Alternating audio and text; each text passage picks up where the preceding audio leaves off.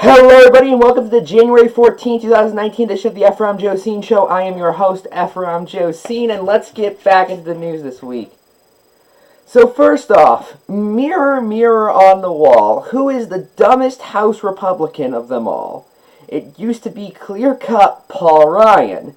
However, he's kind of gone now, so that's an issue. However, I think I found a contender to take his place. Now, Candace Owens thinks this guy is going to be president one day, and Kirk also thinks Nikki Haley is going to be president, so that's going to be very, very disgusting. I think he has a promising future in the Republican Party, to be clear.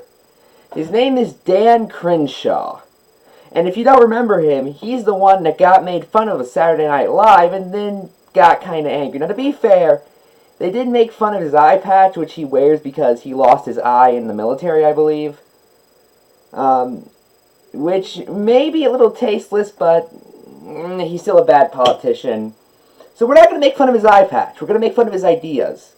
And then if we have time, maybe make fun of his eye patch. Now, the thing is with Dan is, he's trying to be an honest, populist, straight-shooting politician. And in his defense, I do think he's an honest person. In fact, I'll give him credit for actually being one of the few government employees to suspend their own pay during a government shutdown. That was actually kind of impressive. However, he's trying to be honest while working for the dishonest party at the dishonest level of government under a dishonest administration. That's a very bad idea. I have two tweets from him that give you an idea. One of these is from his Twitter account as a representative, and the other is from his Twitter account as his personal Twitter. So I'm going to read this. This is from Representative Dan Crenshaw. Democrats are pretending that this budget is about 2,000-mile continuous wall. Yeah! That's what I thought we were going to get, because otherwise it's not really much of a wall.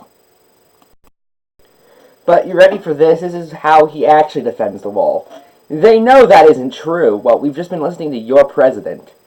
It's about a multifaceted approach to border security, which includes 234 miles of physical barriers.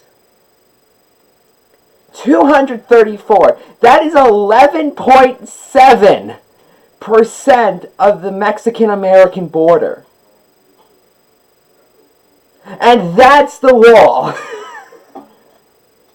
They often say, I've seen this meme go around like conservative Facebook a lot, where it's Barack Obama has walls to keep his roof up. Well, Dan, I want you to show your support for how stupid the straw man the Democrats are doing is take down 88.3% of the walls in your house. This is from his personal account. In an alternate universe where Republicans still had the House, the government would be open, federal workers would have their paychecks, and Border Patrol would have the funding and tools they need. First off, this shutdown has taken place primarily when Republicans were in power. Democrats didn't even control the House until a week ago. 2 weeks into the shutdown, for God's sake. And second off, you people had all three branches of government for 2 years straight. And you couldn't do the wall. And now we're saying if we only had 2 more years, we'd get the wall.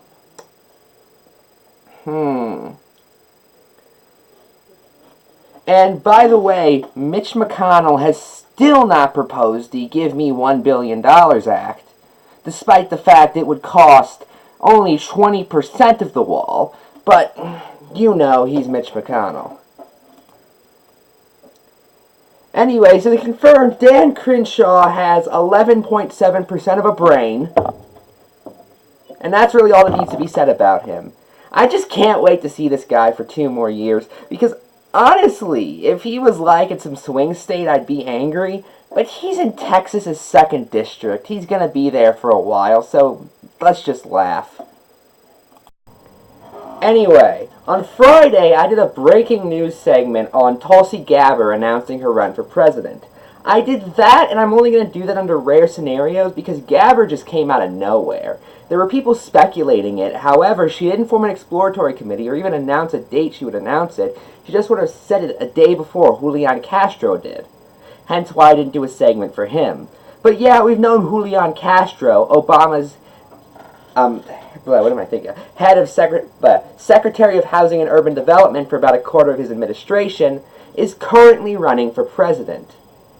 Now let's talk about the good of Julian Castro. He is not taking any corporate PAC money or super PAC money, which is a benefit to the progressive base, and clearly at least an attempt to gain on the Bernie movement.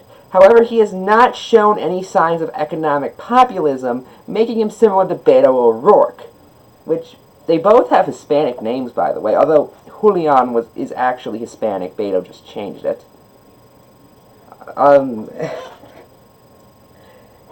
However, there's also the bad. First off, he's responsible for this weird reverse gentrification policy that he did as Secretary of Housing and Urban Development, which took people from urban communities and put them in suburban communities.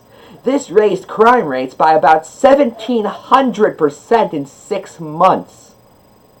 It was one of the biggest failures of the Obama administration. And now that guy, that's the only thing he's really known for, is currently running for president. And for that matter, his campaign website doesn't even have any sort of policy. He spent too much time, you ready for this, translating it to Spanish! Going back to the number we used before, Julian Castro is only running 11.7% of a campaign. I would need to see a little bit more of his policy before I go out of my way to support him. However, right now he's at the bottom of particularly, able candidates. He's below Gabbard and Ojeda, although not quite as bland as Delaney. The fact is, he's simply never going to win, most notably because there's not going to be a 50-state campaign behind him. There will never be a single person saying, you know who I'm excited I just voted for? Julian Castro. Or at least it's not going to be very many. Now, don't get me wrong. If that is you, then that's perfectly fine. I believe you should vote for who you want to win, not who you think is going to win. However, does anyone want him to win? Okay, one more thing about Castro. When he announced his 2020 campaign, he of course did so over Twitter as well. Starting with, quote, "Today we live in a world in which brain power is the new currency of success. Hashtag Julian 2020. This was memed to oblivion due to how out of touch it was, as it rightfully should have been.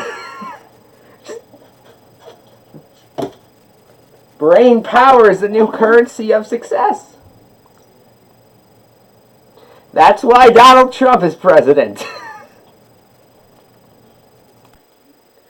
Of course, we all know that in about a week, Kamala Harris is going to announce she's running for president.